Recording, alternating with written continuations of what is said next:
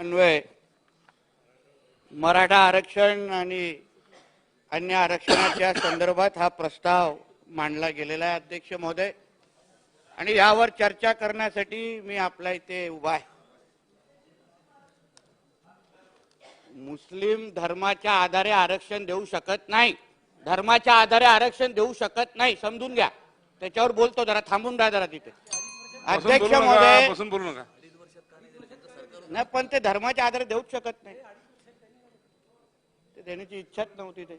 अध्यक्ष महोदय, आज आपण मराठा आरक्षणावर चर्चा करण्यासाठी आपण इथे उभे आहोत अध्यक्ष महोदय, पण नेमकं आज अध्यक्ष महोदय ही चर्चा का करायला लागते? आपले ज्या लोकांनी आपले विचार इथे मांडले अध्यक्ष महोदय, सन्मान्य माजी मुख्यमंत्री अशोक चव्हाण साहेब असतील किंवा अन्य मान्यवर, प्रत्येकाने हाच विषय सांगितला की मराठा आरक्षण देण्याची जेव्हा वेळ येते तेव्हा प्रत्येकाने एकमुखी त्याला पाठिंबा देतात आणि त्यामुळे मराठा आरक्षण आपल्या राज्यामध्ये लागू झालेलं अध्यक्ष महोदय। जेव्हा एकमुखी सगळ्यांचा पाठिंबा आहे अध्यक्ष महोदय, मग मराठा आरक्षणाच्या निमित्ताने फक्त विशिष्ट लोकांनाच का टार्गेट केलं जात आहे? मराठा आरक्षण अध्यक्ष महोदय आपल्या राज्यामध्ये लागू होतं। आपल्याला हा विषय समजून घ्यायला पाहिजे अध्यक्ष महोदय की आपल्या राज्यामध्ये 16% मराठा समाजाला आरक्षण दिलं गेलं होतं। सन्मान्य देवेंद्र फडणवीस साहेब जेव्हा मुख्यमंत्री होते तेव्हा त्यांनी 16% मराठा आरक्षण दिलेलं आणि ते टिकून पण दाखवलं अध्यक्ष महोदय, नुसतं बोलत राहिले नाहीत। पण अध्यक्ष महोदय, ते जे टिकलेलं आरक्षण जे त्यांनी हायकोर्टात टिकवलं आणि सुप्रीम कोर्टात पण कसं तरेल यासाठी त्यांनी सगळे प्रयत्न केले अध्यक्ष महोदय, मग पुढे जाऊन ते आरक्षण कसं रद्द झालं? आज जे आपण उठसूट जे आपण देवेंद्र फडणवीसजींना आणि आमच्या सरकारवर जी काही टीका होते अध्यक्ष महोदय, अरे ज्या माणसाने आरक्षण दिलं, ज्या माणसाने आरक्षण टिकवलं, आज आपण महाराष्ट्रामध्ये त्यांनाच विलन करायला बघतोय। आणि ज्या लोकांच्या सरकारमध्ये ते आरक्षण घालवलं, रद्द झालं, त्यांच्याबद्दल कोण चकार बोलायला तयार नाही अध्यक्ष महोदय। आरक्षणाचे खरे मारेकरी कोण आहेत हे अध्यक्ष महोदय ह्या निमित्ताने खरंच चर्चेला आलं पाहिजे। जे आरक्षण आपल्या 16% आरक्षण मराठा समाजाला होतं ते जेव्हा कोर्टामध्ये टिकत होतं, देवेंद्रजींनी सगळ्या पद्धतीने टिकून दाखवलं, विविध मुद्दे मांडले, विविध चांगल्यातले चांगले वकील उभे केले, तज्ञांशी चर्चा करून ते आरक्षण कसं टिकवायचं यावर देवेंद्र फडणवीसजींनी मुख्यमंत्री म्हणून, त्यांच्या सरकारने मुख्य सरकार म्हणून सगळ्या पद्धतीचे प्रयत्न केले, म्हणून ते आरक्षण टिकलं। पण त्यानंतरच्या सरकारने अध्यक्ष महोदय नेमकं प्रामाणिक प्रयत्न केले का? अध्यक्ष महोदय, ज्या सरकारच्या प्रमुखांच्या स्वतःच्या मुखपत्रामध्ये जे 58 मोर्चे निघाले, त्या 58 मोर्चाला मुकामोर्चा म्हणून हिणवलं, अशा व्यक्ती नेतृत्व करत असत्या सरकारनं मराठा समाजाला आरक्षण देणार आहे का? हा विषय विचार करायला पाहिजे ना अध्यक्ष महोदय। मग आपण आरक्षणाचे खरे मारेकरी कोण हा खरं म्हणजे प्रश्न विचारतात कामा नये। कारण का जेव्हा आरक्षण 19च्या नंतर जे सरकार आलं त्या सरकारने नेमकं खरंच प्रामाणिक प्रयत्न केले का?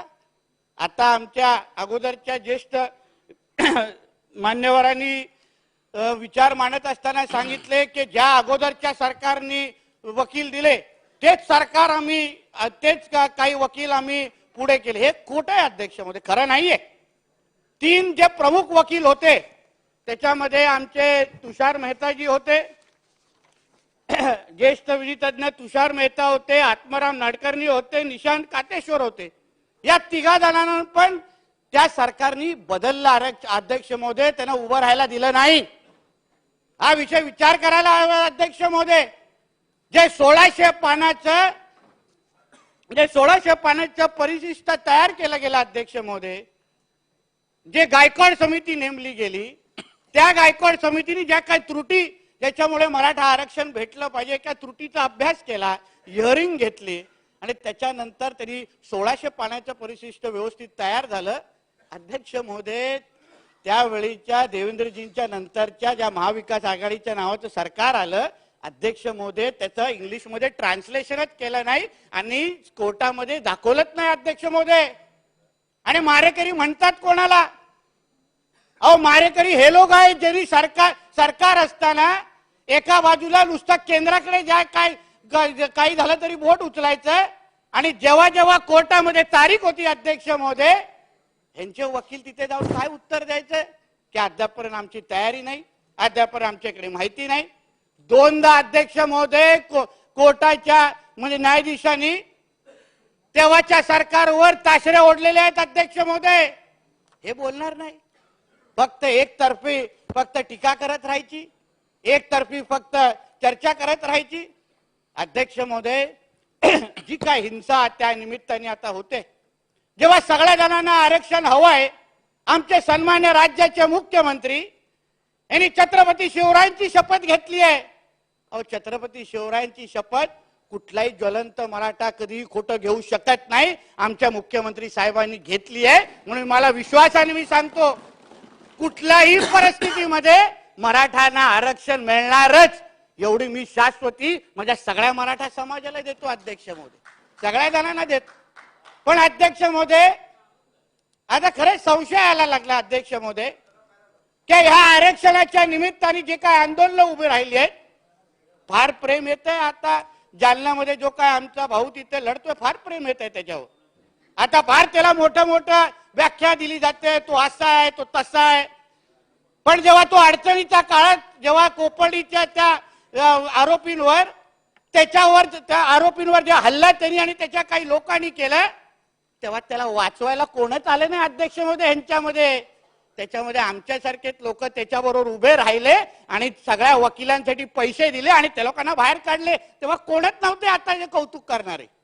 आता जे काय मोठं झाल्यावर आहेत सगळेजण उभे, ह्या आमचा आहे हा आमचा आहे.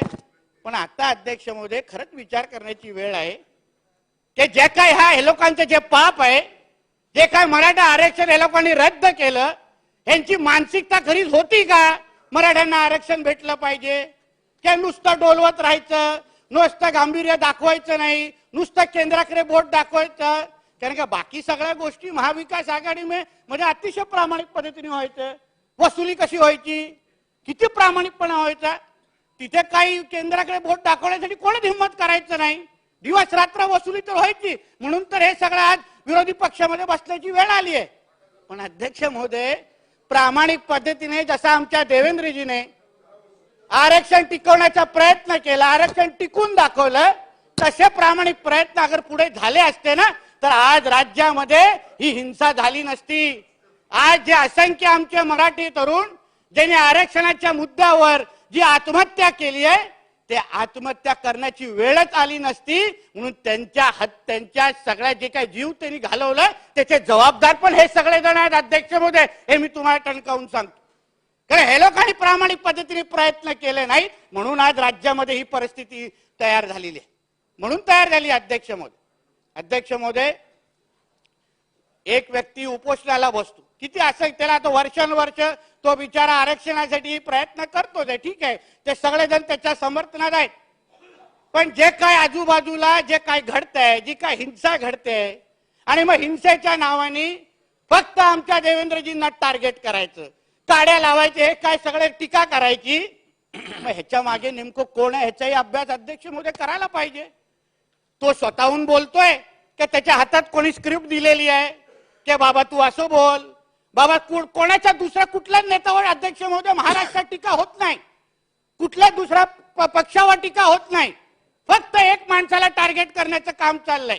अगर खरंच प्रामाणिक अगर सगळ्यांवर अगर काही चूक सगळ्यांची काही चूक असेल तर मग सगळ्यांवर टीका झाली पाहिजे. गावबंदी, आता एका गावाचे काहीतरी फोटो मी पाहिले, एका बाजूला नेत्यांना गावबंदी, दुसऱ्या बाजूला कोणाचे तरी संघर्ष यात्रा निघतायत. म्हणजे काय? मॅच फिक्सिंग आहे, मॅच फिक्सिंग झाली आहे त्याच्या नावाने.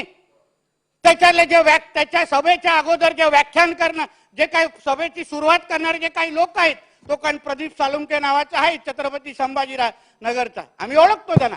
तो कसा दिसतो तिथे आणि मग त्याचे फोटो एका विशिष्ट पक्षाच्या ज्येष्ठ नेत्यांबरोबर कसे दिसतात. मग तो जो काही आता हल्ली जो अटक झाला तो 3 सप्टेंबरला एका ज्येष्ठ नेत्याबरोबर त्याचे फोटो कसे दिसले? अध्यक्ष महोदय, ह्याची उत्तर आम्हाला भेटली पाहिजेत ना. कारण का जो माणूस प्रामाणिक पद्धतीने प्रयत्न करतोय, ज्या माणसांनी मराठ्यांना इतिहासामध्ये आरक्षण देऊन दाखवलंय, त्याच्या नावाने जर टीका होत असेल तर मग ह्या सगळ्याचे आम्हाला स्पष्टीकरण आम्हाला द्यायलाच पाहिजे, आम्हाला मिळालंच पाहिजे. नाहीतर उगाच त्याच्या नावाने, आरक्षणाच्या नावाने अध्यक्ष महोदय अगर फक्त घाणेरडं राजकारण होत असेल तर ते आम्हाला मान्य नाही. मराठा समाजाला आरक्षण मिळालं पाहिजे यासाठी आम्ही सगळ्या जणांनी प्रयत्न केलाय. एकच कोण अजूनपर्यंत राहिलेला नाही. वर्षानुवर्ष आंदोलन सुरू आहे. आम्ही लोकांनी पण राज्यभरामध्ये फिरून सभा घेतल्यात. राणे समिती असेल, गायकवाड समिती असेल, असंख्य लोकांनी प्रयत्न करून सकारात्मक पद्धतीने आरक्षण कसं मिळावं यासाठी अध्यक्ष महोदय प्रयत्न केलेले आहेत. मग ते समाजाला आमच्या माहिती आहे. त्या समाजाला माहिती आहे की बाबा प्रामाणिक प्रयत्न करणारे कोण आहेत. पण आता जी काय परिस्थिती जी काय खराब होते ना अध्यक्ष महोदय, त्याची पण विचार करून मला वाटतं त्याची चौकशी झाली पाहिजे, त्याची चर्चाही झाली पाहिजे. या लोकांनी त्यांचं सरकार असताना अगर त्यांच्या चुका केल्या नसत्या, प्रामाणिक पद्धतीने ती केस तिथे लढवली असती तर आज महाराष्ट्रामध्ये ती परिस्थिती झालीच नसती. एका बाजूला तिथून तो म्हणतो की बाबा नाही बाबा मला शांततेत आंदोलन पाहिजे, मग हे लफडी कोण करतायत, दगडी कोण मारतायत, जे काय गोळी को काय तो सगळीकडे तो दाखवत फिरतोय. तो जो काय अटक झाला, दराडे काय बराडे नावाचा ना त्याचा, बराटे, त्याच्या घराचा त्याच्या इकडे त्याला जेव्हा पोलिसांनी अटक केली त्याच्याकडे पिस्तूल सापडला अध्यक्ष महोदय. त्याच्यावर गुन्हे 307, 302 सारखे गुन्हे आहेत. मग ह्याची चौकशी, ह्याची चर्चा व्हायला नको? मग फक्त देवेंद्रजींवर आणि गृह खात्यावर कसं बोट उचललं पाहिजे? त्या दिवशी दगडी कशाला मारली गेली? जेव्हा तो तिथे शांततेत आपला उपोषण करत असेल, मग तिकडे दगड मारण्याची कोणी तिथे सुरुवात केली आणि दगड मारल्यावर तिकडे पोलीस लाठीचार्ज नाही करणार का? याबद्दल पण विचार करायला पाहिजे. काहीतरी 64 आमचे पोलीस बांधव आणि त्याच्यामध्ये महिला पोलीस पण आहेत, ते जखमी झालेले अध्यक्ष महोदय. मग ह्या सगळ्या गोष्टी जे काय घडतायत, फक्त एकाच पक्षावर टीका होत नाही, एकाची संघर्ष यात्रा सुरू आहे, बाकी मग आमच्या एकाच नेत्यावर टीका होते. या सगळ्या गोष्टी काय आहेत? म्हणजे ह्याला राजकारण म्हणतात. ह्याच्यामध्ये राजकारणाचा वास येतोय अध्यक्ष महोदय. मग ह्यावर आपला अध्यक्ष महोदय विचार करायला पाहिजे. आणि अध्यक्ष महोदय, माननीय मुख्यमंत्री साहेब सभागृहामध्ये आहेत, मी त्याला विनंती करणार आहे अध्यक्ष महोदय, मी कोकणातून येतो, आमचे बाकीचे काही सदस्य आहेत कोकणातले. अध्यक्ष महोदय, सरसकट कुणबी पत्र, जात प्रमाणपत्र देणं ह्याचा आम्हाला पाठिंबा नाही, पाठिंबा बिलकुल नाही, देता कामा नाही. जो मराठा समाजाचा आहे, ज्याला मराठा समाज म्हणून जात प्रमाणपत्र पाहिजे तरी तसंच ठेवलं पाहिजे. ज्याला कुणबी पाहिजे तरी कुणबी घ्यावं, पण सरसकट देणं, मुख्यमंत्री साहेब आपल्याला कळकळीचा विनंती करतो, असं काही करू नका, काही गरज नाही. म्हणजे मराठा हा शब्द इतिहासामध्ये मिटूनच टाकायचा, असे काय प्रयत्न सुरू आहेत का? म्हणून तो अगर काय चुकत असेल तर त्याला बसून समजू ना. तो काय असा काय कायदा तज्ञ नाहीये, तो आहेच आपल्यासारखा हाडामासाचा प्रयत्न करतो बाबा आरक्षणासाठी. बसून समजूत काढू, ऐकेल तो, ना ऐकला तर तरी बसून समजू त्याला. पण उगाच कुठल्या चुकीच्या मागण्या राज्य सरकारने मान्य करू नये. कुणबी समाज त्याच्या जागी योग्य पद्धतीने काम करतोय, फायदे घेतोय. मराठा समाज ज्या पद्धतीने त्यांना हक्क पाहिजे त्यांना हक्क मिळणारच. म्हणून हे सगळी परिस्थिती समजून घेऊन अध्यक्ष महोदय या पद्धतीची वाटचाल करायला हवी, अशी विनंती ह्या निमित्ताने मी तुम्हाला करतोय. नाही तर उगाच महाराष्ट्रामध्ये वातावरण खराब करण्याचं काम चाललंय. भुजबळ साहेब इथे आहेत, मी भुजबळ साहेबांना मी एक सांगेन, भुजबळ साहेब एक व्यक्ती म्हणजे मराठा समाज नाही. मराठा समाज म्हणजे आम्ही सगळे पण आहोत. आम्ही आमच्या ओबीसी बांधवांच्या विरोधात नाहीये. आम्ही बहुजन समाज म्हणून मराठा समाज, ओबीसी समाज, धनगर समाज, सगळे समाज एकत्र मिळून आम्ही महाराष्ट्रामध्ये आम्ही गुणगोविंदाने राहतो, एक दुसऱ्याला मदत करतो, एक दुसऱ्याच्या लग्न समारंभात जातो, एक दुसऱ्याच्या अडचणीमध्ये उभं राहतो. म्हणून उगाच एक दुसऱ्याला आव्हान देण्याची जे काही प्रयत्न सुरू आहेत सभेमध्ये, इथून बोललं ते तिथून, हे आपल्याला मान्य नाही अध्यक्ष महोदय, समाजांना पण मान्य नाही. कोण उगाच उद्या हे खालची मुलं लफडी करतील, दंगल करतील, मग त्यांच्या केसेस अंगावर पडल्यानंतर त्यांचं भविष्य खराब होईल. अध्यक्ष महोदय, आपण नेते मंडळी राहू घरी, आपल्याला काय होणार नाही, पण ते मुलांना आयुष्या डोक्यावर एक केस पडल्यानंतर त्या बिचाऱ्यांचं भविष्य खराब होणार. अध्यक्ष महोदय, म्हणून ह्या सगळ्या गोष्टी होता कामा नये.